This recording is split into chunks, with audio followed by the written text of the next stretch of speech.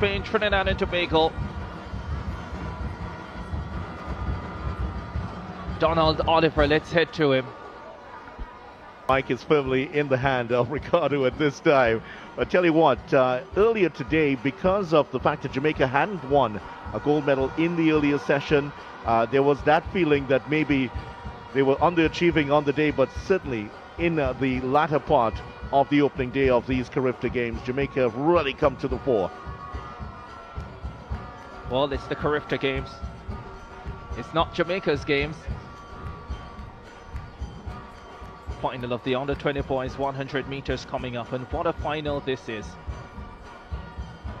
This is as open a 100 under-20 final as I've seen in a while. Yes, we've had some high quality finals in the last few years, but I can't even begin to hazard a guess as to who will win this one. On the inside, Jayen Jackson of the British Virgin Islands, 10.65 in qualifying. Antonio Powell of Jamaica, 10.59 in qualifying. Etham Sam won his semi-final at 10.70. Looked very, very cool, the double sprint medalist at the under-17 level 2 years ago. This man, I thought, looked the best of them all. Elan Bizine of Guadeloupe, 10.43 in qualifying. Jamar Saunders of St. Vincent and the Grenadines won his semi-final, as did Jamal Stevenson of Jamaica. Stevenson looked very, very easy. Dylan Woodruff qualified as a non-automatic entry into this championship race, but I wouldn't bet against him getting a medal or even winning it. Aiden Kelly of the Bahamas closes out the field in lane number 8. Just a moment of prayer for Dylan Woodruff as he readies himself to compete here. He's won a couple of titles in the 100 meters over the last couple of seasons and has really given himself a huge name in Trinidad and Tobago. Many see him as one of the greats of the future. It's all about having the ability to hold your nerve. I think this race has that look about it. Last year I expected it to be competitive with a number of standouts, 3 or 4 of them maybe, and Devontae Howell, the Caymanian, absolutely blew the field away, and I thought should have gotten Johan Blake's record had he not eased up with about 10 meters to go. So was the comfort level. Ran 10.15 to defend his title. This year we'll have a new champion, but it's so difficult to even begin to figure out who that champion will be. And I'm just realizing, by the way, that Jamar Saunders of St. Vincent and the Grenadines is not there. So we are down to 7.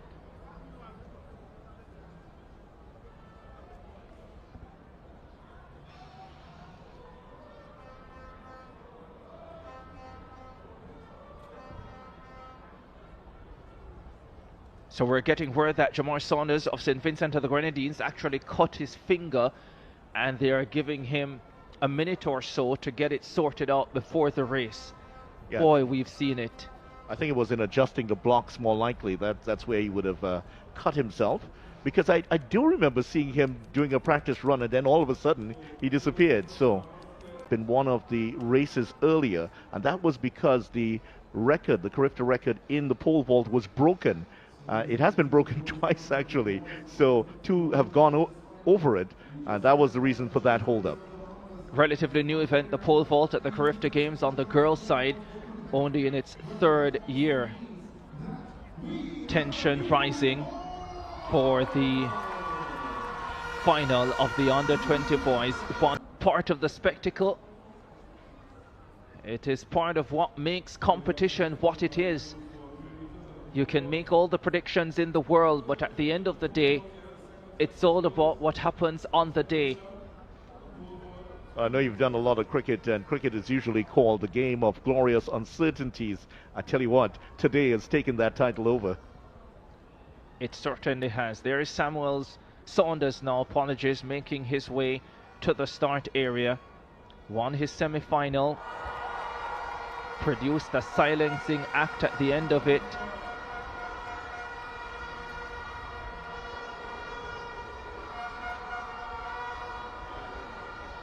On the 20 boys 100 final, Johan Blake of Jamaica has the game's record 10.11 in 2007. Saunders gets an opportunity to do a block start.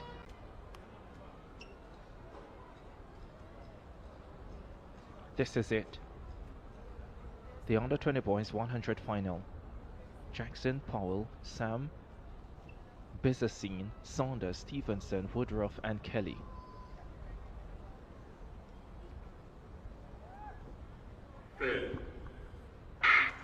Off they go. Jamal Stevenson of Jamaica got away brilliantly. Ethan Sam is running well. Bizine, Woodruff is coming forward. Stevenson has them beat.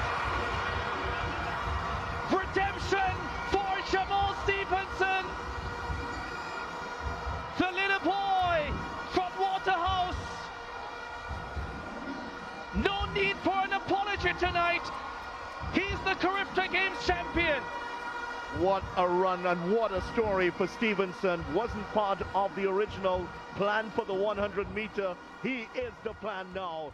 He's not moving the needle. He is the needle. The 2025 CARIFTA Games kicked off in Port of Spain, Trinidad and Tobago, with one of the most electrifying events on the schedule. The boys under 2100 meter final. Excitement buzzed through the packed stadium as spectators awaited the showdown that would crown the fastest junior sprinter in the Caribbean.